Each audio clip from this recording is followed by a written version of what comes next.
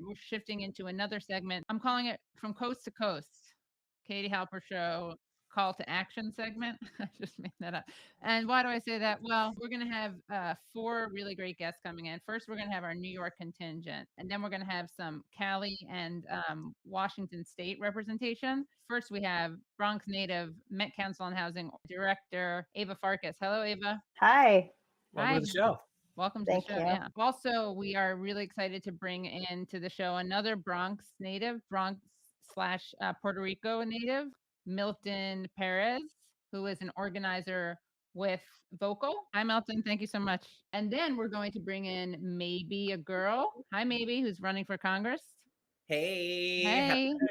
You are right now a city council. Is that correct? Almost correct. I serve on a neighborhood council here in Los Angeles. And then Rebecca Parson, the housing organizer, formerly homeless and a candidate for Congress in Washington's 6th district. I guess I wanted to start with Ava and Milton talking about how this is having an impact in New York, the expiration of the moratorium, or maybe not because of the situation in New York.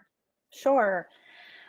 So like the previous panel explained, New York is one of the handful of states that has its own eviction moratorium, but the eviction moratorium in New York State is also going to expire at the end of August. And the legislature is not in session right now, and they would have to reconvene to pass an extension of the eviction moratorium. And while this is happening, we have a pot of emergency rental relief that over 100,000 people have applied for, but the money has yet to go out, and the sort of application process is rife with problems. Non-English speaking tenants being able to access the application. There's not good like translated materials. The website crashes all the time. It's not clear if people's applications have gone through. And then there's some roommate situations that are more complicated, like rental situations that are really not being included in the program. So even though there's 1.3 million households in New York State that we know are behind on rent, only 10% have applied for this program and for this funding. So unless the program like ramps up and fixes all the problems like immediately, and this is on Governor Cuomo to do, it's his administration that's rolling out this program, is in charge of administering it. Unless he like immediately fixes these problems and the money starts going out and it becomes a much more accessible program, there's going to be a horrible wave of evictions happening at the end of August. Luckily, because of the eviction moratoriums that the tenant movement has collectively fought for, there have been only like a handful of evictions during the pandemic. I think there's like been a total of 9 official evictions that went through the housing court system as compared to like 15,000 from the previous year. But what we know is going to happen, what we've seen happen with some of our members, is landlords are going to try to just scare people, intimidate people into self-evicting and not going through the court system. So one of our members, Adilsa Fernandez, who actually has gotten a lot of media attention because of their situation, Chuck Schumer like told their story on the floor of the Senate. They live in a small apartment building, so it's not rent stabilized, which is a whole system of protections that tenants have in New York City. But smaller buildings or houses don't have that for renters. That's something else we're fighting for. But they were basically protected. They lost their job. Their income was severely reduced during the pandemic. The landlord started an eviction case, but couldn't proceed with it because of the eviction moratoriums. But the minute that it lapsed back in May, which was the last time it was extended, the landlord like went and physically like threatened Adilsa. And we had an emergency rally to like give Adilsa support and push back on the landlord. But like the landlord knew that they couldn't really take them through the legal routes to evict them. So they were trying to use like just intimidation tactics. And that's going to happen immediately as soon as like these eviction moratoriums lift, is landlords are just going to try to force people and intimidate people into leaving. And we're always telling people, don't leave, you have rights. You know, they have to evict you through the court system. It has to be done by a marshal. Don't listen to your landlord. But, you know, that's easy to say. It's harder when you're in a situation where you really feel scared, or it's your home. It's scary to lose your home. It's scary for your home to be an unsafe place. Yeah, and on an emotional level, people are scared. Basically, even though I'm in a shelter, and my neighbors in a shelter, we have family outside. People are just afraid. They're gonna lose their homes, and especially now during the Delta surge. In the past, people, when these things happen, people would move in with other family members or into the shelter system. And this is not the place to be at the moment because of Delta surge. So people are afraid of what's been going on. And New York is considered the standard as far as social services throughout the nation. And you see how messed up it is. So imagine what's going on outside of New York. So, Milton, I have to ask, where I work in the city is right down the street from one of the major shelters. And every day that I go into work, there's an older woman who's sleeping in a lawn chair on the sidewalk a block away from the shelter. And her story is like a lot of people's stories. People don't want to go into the shelters in New York because of how bad they are, how rough they are.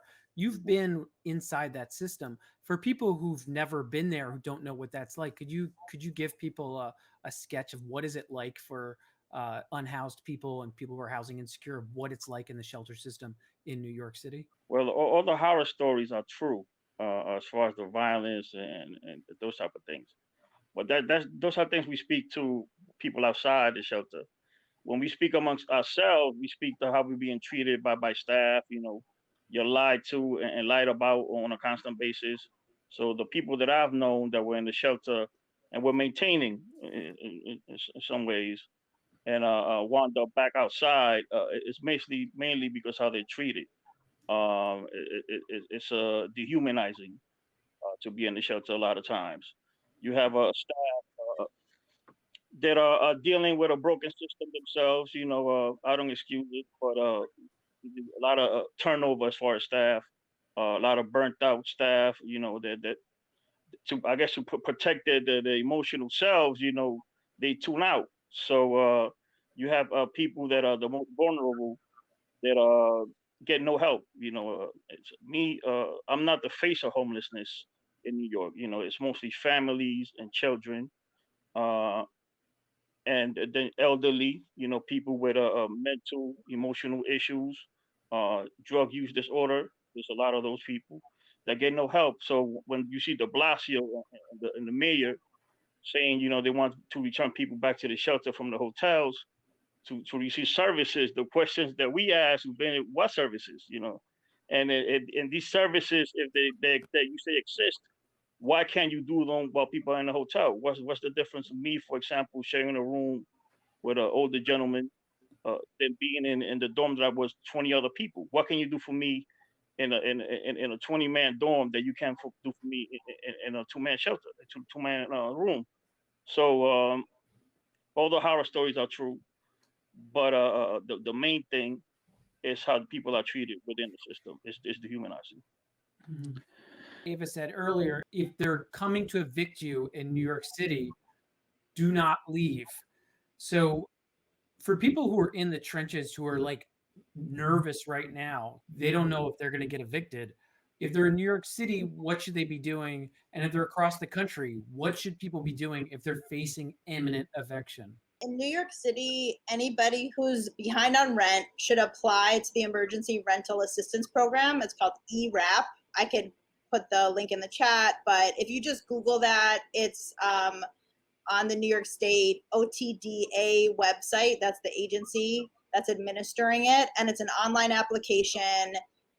It can pay up to 12 months of rent going back, and then up to 3 months of rent going forward if you still are having current problems paying rent or you're rent burdened, meaning you pay more than 30% of your income in rent.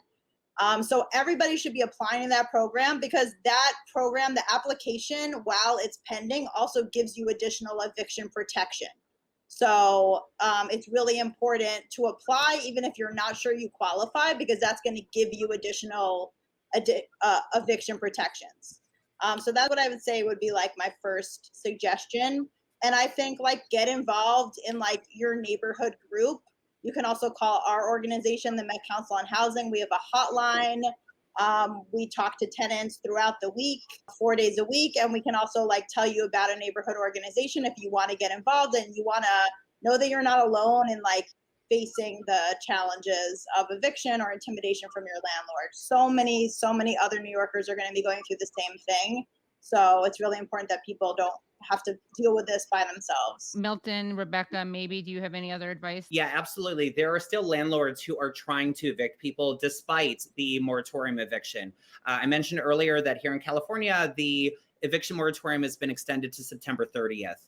I received a notice on my apartment yesterday telling me that I'm such and such overdue for rent and that I have a 15-day notice, despite the fact that there is a statewide eviction moratorium until September 30th. If that notice comes to a door of a person who is not aware of politics, is not aware of moratoriums or even what a moratorium is, they're going to look at this notice and they're going to say, wow, I'm fucked.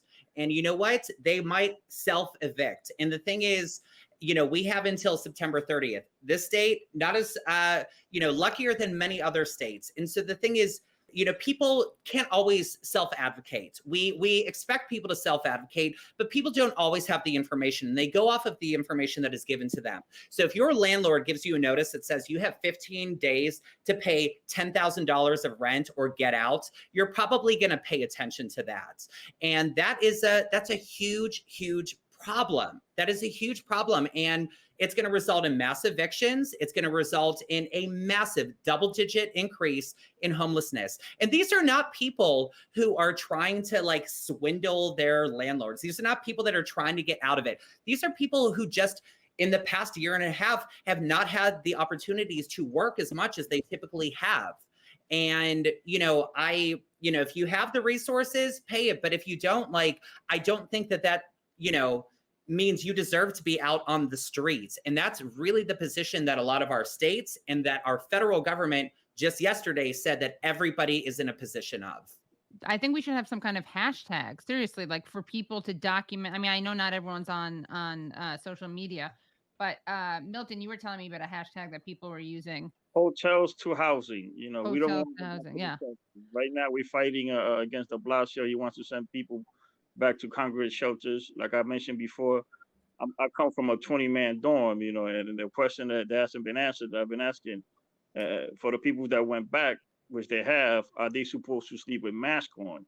Because the dorm that I came from looks like the subway, and every time I get on the subway, they ask you to put a mask on or you can get a ticket. So the hotel that I'm in now is actually half empty. So, and it's been paid for at least for the rest of the week. So we in the richest country, the richest cities, richest states in the history of the world. We can do better. Again, shout out to the people in California and Washington. I can't imagine what you guys are going through, but we could definitely do better. And people have to hit the streets. It worked in the past, and we got to continue to fight. Yeah.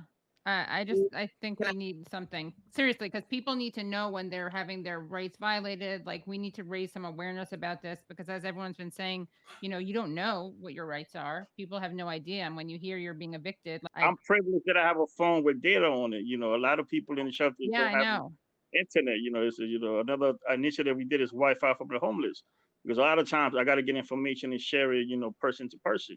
A lot of people don't know what's going on, and usually the most impacted, the most vulnerable, don't know what's going on. If I can add something people can do who are watching this, no matter where you are, is Google your city, so Tacoma City Housing Office or whatever town or city, county you're in, because there's probably going to be an office in the city government that deals with renters' rights, or you can Google your state plus renters' rights, and something will come up where you can call them. It might be whatever comes up first, might be a tenants union, or it could be a state office, city office, or lawyers who are doing work for free, pro bono. Usually something will come up that way. And then something else that I would look at is what Kansas City Tenants Union are doing. They're fighting evictions by, or they were as of a few months ago, last time I looked, they just blockade the eviction court. So they got a bunch of people together, a lot of people, and they just blocked the entrance to the courthouse so you couldn't get in. So that way, instead of fighting like eviction by eviction can be important organizing to do. And I've done that for a friend of mine where her landlord was kicking her out in the middle of the pandemic. But if you can just shut down eviction court, then you can stop all the evictions that were scheduled that day. They'll at least be postponed. And they were doing it by Zoom bombing, and then also by physically being there and stopping the doors from being open to the court. So check out what Casey Tenants are doing, because it's great work. Great. Well, thank you guys so much. Really appreciate it.